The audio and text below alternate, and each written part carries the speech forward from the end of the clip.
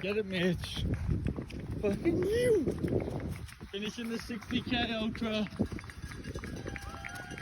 Fucking crushing it.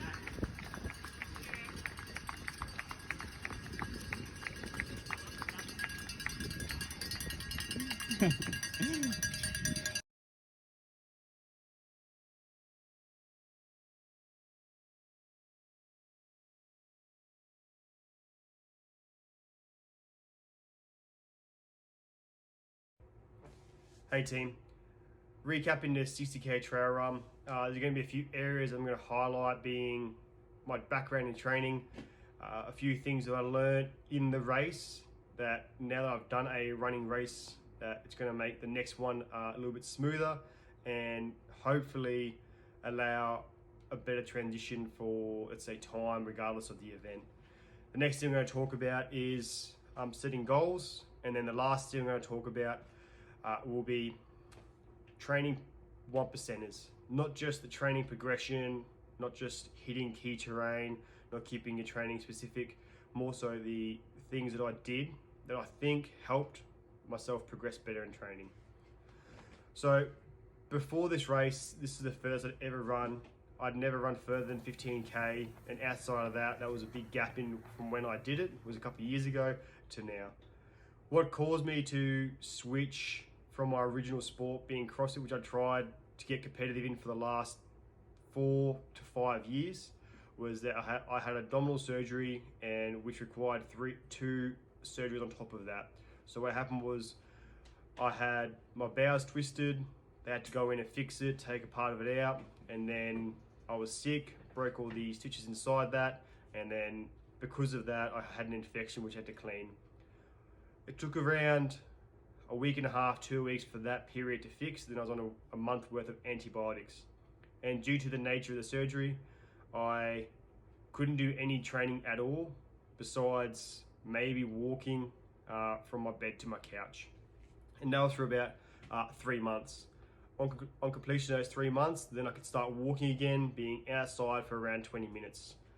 My first run session was the start of July, and then my race was the 25th of November.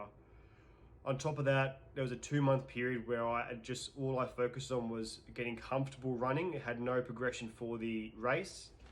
And then I spent approximately 3 full months building volume for the race. So that's a bit of background before we get to the nitty gritty of the race. From there, the thing that I want to highlight is that Pursuit was with me the entire time, and my wife and obviously the kids were there as well. So the support crew around me was what set the tone and made the whole process easier, because not only was I stepping outside of my comfort zone coming back from major surgery, but I was also in a new sport which required a lot of time away. So my rough training period was 3 full months trying to build volume, not just in training, being 6 run sessions a week. On top of that, I was doing low impact conditioning, which is one of the tips I'm going to talk about later, to increase my overall training volume, not just my running volume. And then I also had to go out to key areas to make sure that my run training is specific, to make sure I was hitting the trails and getting plenty of vert.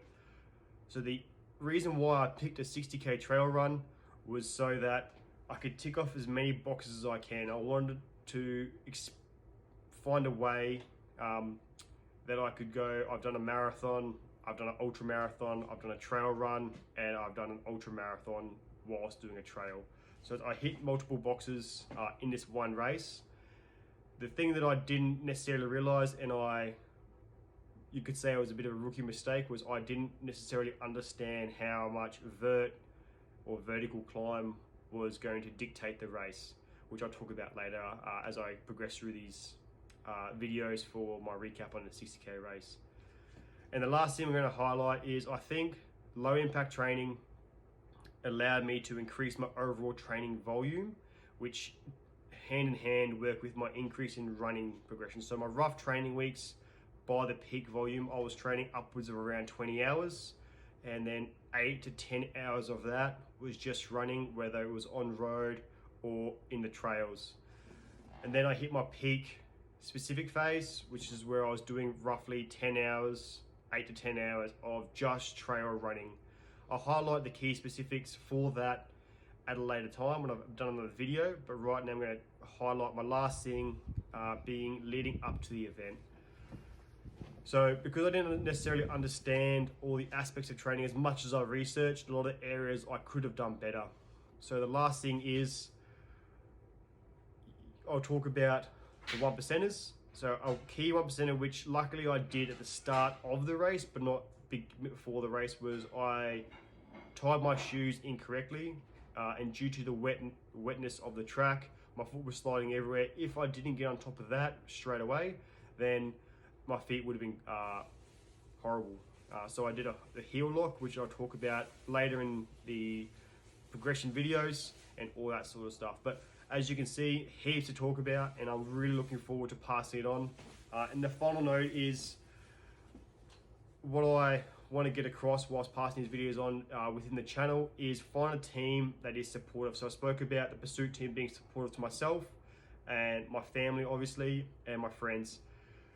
The biggest thing that Pursuit does, and we put a hand on our heart and we say it, that if someone has a goal that they think is unachievable, we will be there every step of the way to make sure that, one, you're comfortable, and two, that you're enjoying the process. If we can, we will always try to get to a race, whether it's in Australia or not. But if we can't get to the race, we will always be there via message, via chat, whatever it is, to make sure that you are comfortable. So I can't wait to talk about this sort of training, and then what I want to do with my training further on, and how that's going to help you if you're watching these videos. Thank you.